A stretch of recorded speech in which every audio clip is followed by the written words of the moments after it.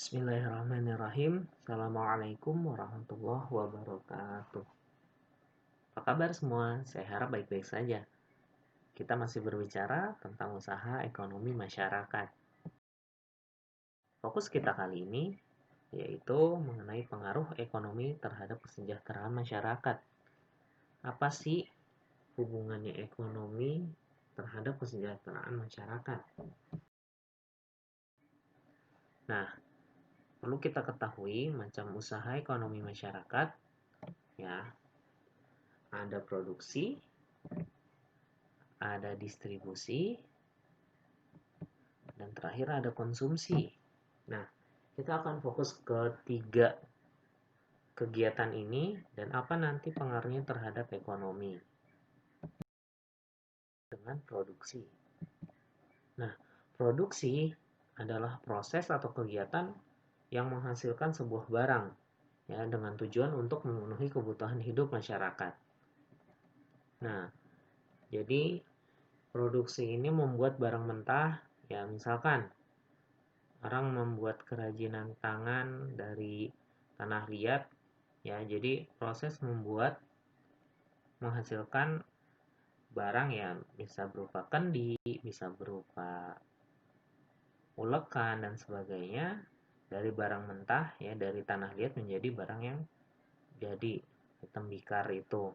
Nah, orang yang melakukan produksi disebut produsen.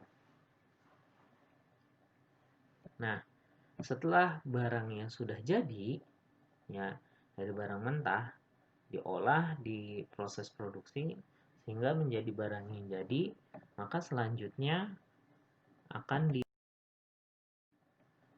bernama distribusi. Nah, distribusi sendiri ini adalah proses atau kegiatan menyalurkan barang ya, dari produsen ke konsumen. Nah, konsumen itu apa? Nanti kita jelaskan berikutnya. Nah, adapun orang yang melakukan distribusi disebut distributor.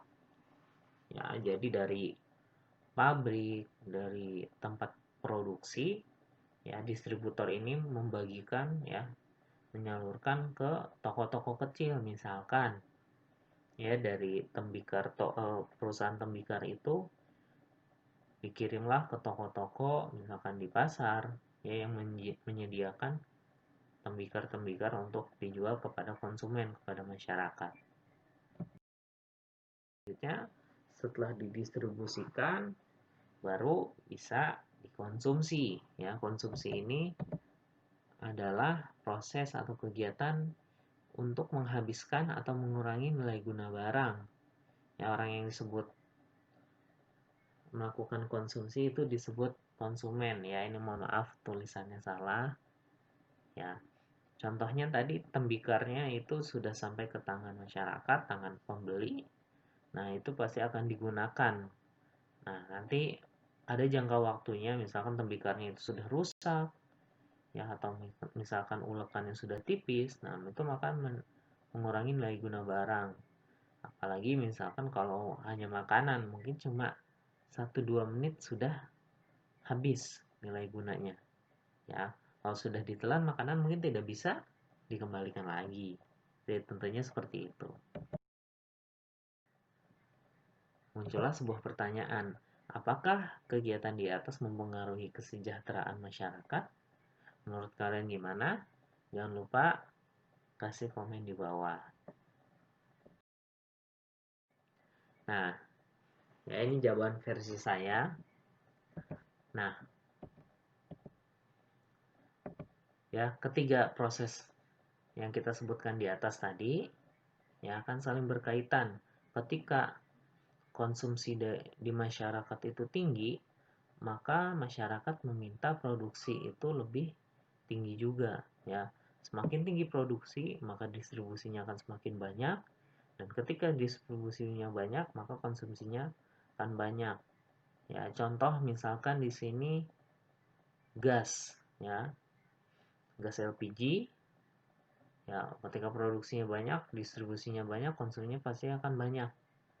Ya, namun apabila nanti konsumsinya sedikit, maka produksinya akan jauh lebih sedikit. atau bahkan produksinya sedikit, nanti akan pengaruh ke konsumsi. Misalkan ketika pendistribusiannya sedikit, ya karena produksinya sedikit, untuk LPG karena konsumsinya terus-terus naik. Nah, nanti ya orang yang berada di dalam proses ini, ya produsen, distributor, atau konsumen, akan mengalami perubahan ekonomi. Ya, misalkan tadi produksinya kecil, semakin besar, maka keuntungannya akan semakin besar. Ya, pendapatan masyarakat akan semakin besar nanti di perputaran kegiatan ekonomi tersebut. Ya, dan akhirnya nanti ya orang yang terlibat di situ mendapatkan pendapatan, ya sehingga mereka bisa membeli ya atau membayar sehingga memenuhi kebutuhan harian. Nah, akhirnya ya ketika semua itu tercapai akan meningkatkan kemakmuran masyarakat, kesejahteraan masyarakat.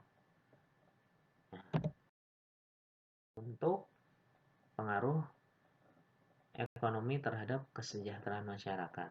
Kurangnya saya mohon maaf. Assalamualaikum warahmatullahi wabarakatuh.